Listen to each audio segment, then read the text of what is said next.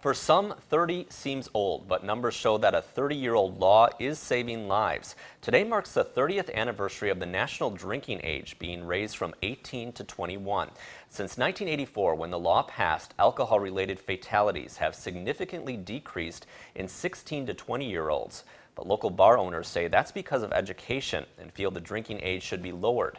News 8's Kyle Dimke joins us now from our newsroom with more on this story. Kyle? Mike, on this day, July 17, 1984, President Ronald Reagan signed the National Minimum Drinking Age Act, requiring all states to change the drinking age or face a 10% loss in state highway funding. After 30 years, local Tavern League members feel it's time for a change by lowering the drinking age to 19.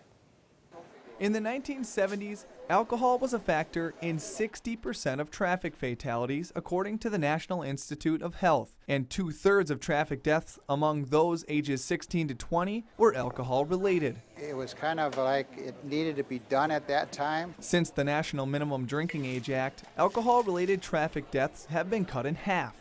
And the Culture of Risky Drinking Behavior Community Coalition says that's reason to celebrate the past 30 years. By raising the drinking age to 21, we've saved lives. La Crosse County Tavern League President Mike Brown agrees there has been a decrease in fatalities, but says a lot of that's due to education.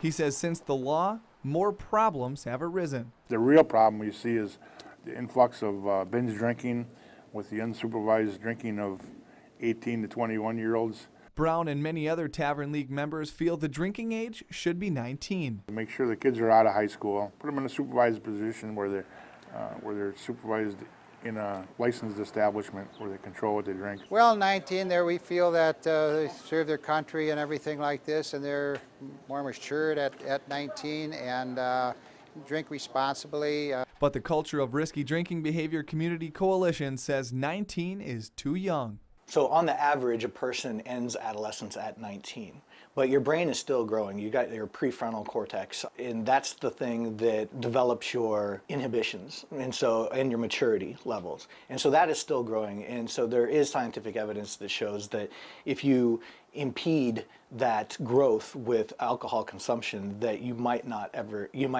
get to that full development. Everyone I spoke with today agrees it will be very difficult to try to change the drinking age.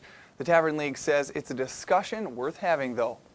All right, thanks a lot, Kyle. The U.S. Department of Transportation estimates about 1,000 deaths per year are prevented by laws like this.